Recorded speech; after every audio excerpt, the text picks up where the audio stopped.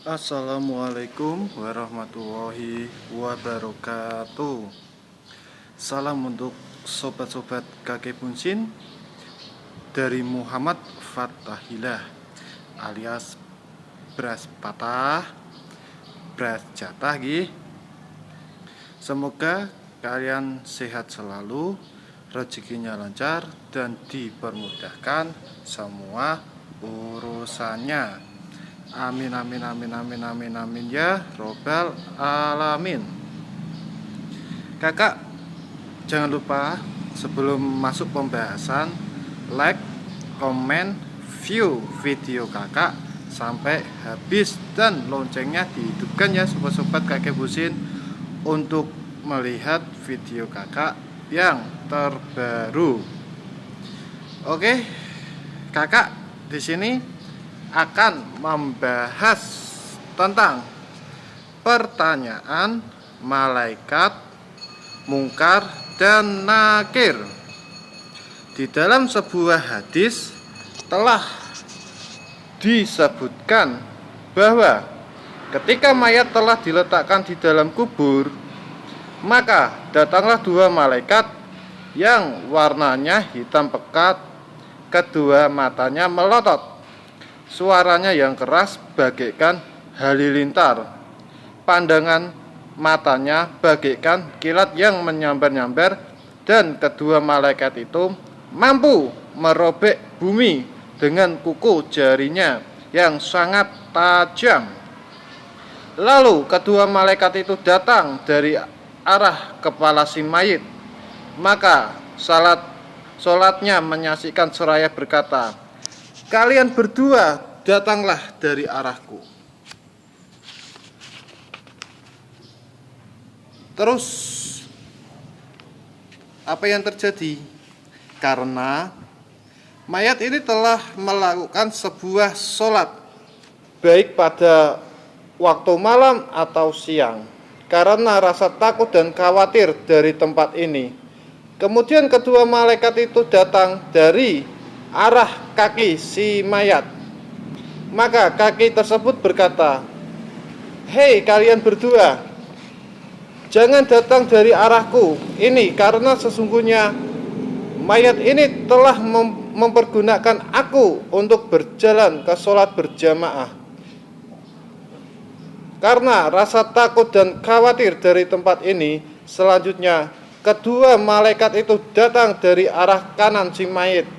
Maka sadakonya menyaksikan seraya berkata, "Hei kalian berdua, janganlah datang dari arahku, karena sesungguhnya arah ini telah dipergunakan oleh si mayat untuk bersedekah karena rasa takut dan khawatir dari tempat ini." Kemudian dua malaikat itu datang dari arah kiri si mayat.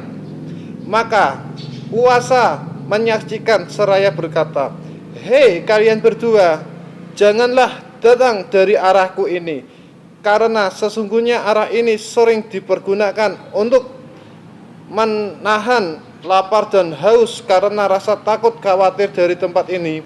Setelah mayat tersebut terbangun, bagaimana terbangunnya seorang dari tidur seraya berkata, "Apa yang kalian berdua inginkan dariku?" Kedua malaikat itu menjawab, "Aku menginginkan ketauhidanmu karena Allah."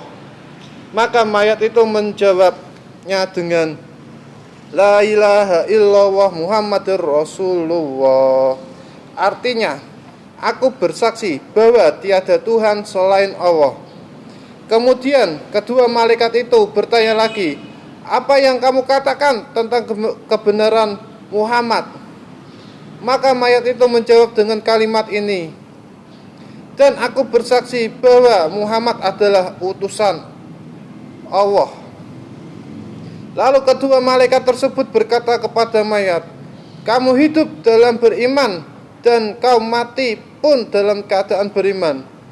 Adapun hikmah yang terdapat pada pertanyaan malaikat mungkar dan nakir adalah merupakan bukti penghinaan malaikat terhadap anak cucu Adam sewaktu para malaikat bertanya kepada Allah Subhanahu wa taala, Dan mereka berkata, "Mengapa engkau Allah hendak menjadikan khalifah di bumi ini orang yang membuat kerusakan padanya dan menumpahkan darah, padahal kami sentiasa bertasbih dengan memuji engkau dan menyucikan engkau?" Pertanyaan tersebut keluarlah ketika para malaikat Allah Subhanahu wa taala. Sesungguhnya aku hendak menjadikan seorang khalifah di muka bumi ini. Kemudian Allah Subhanahu wa taala menyangkal atas perkataan para malaikat. Dalam hal ini Allah Subhanahu wa taala bersabda, "Sesungguhnya aku lebih mengetahui apa yang tidak kamu ketahui."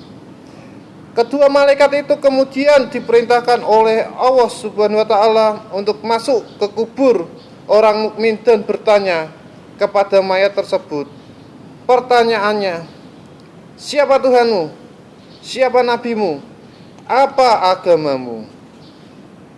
Kemudian Allah Subhanahu wa taala juga memerintahkan kepada kedua malaikat itu untuk mengadakan persaksian di hadapan para malaikat tentang apa yang telah didengar dari jawaban mukmin tersebut. Karena dalam persaksian sedikit demi sedikit ada dua. Allah Subhanahu wa taala berfirman, "Wahai malaikat-malaikatku, telah kalian cabut rohnya seorang mukmin dan aku tinggalkan harta untuk orang lain, budak-budaknya untuk orang lain dan orang-orang juga untuk orang lain. Kemudian kalian kayak dalam perut bumi. Maka tidaklah rela hamba itu terkecuali kerelaan dari Allah." Kemudian hamba itu berkata, "Allah Tuhanku, Muhammad nabiku, Islam agamaku. Apa yang kamu tidak mengetahuinya?"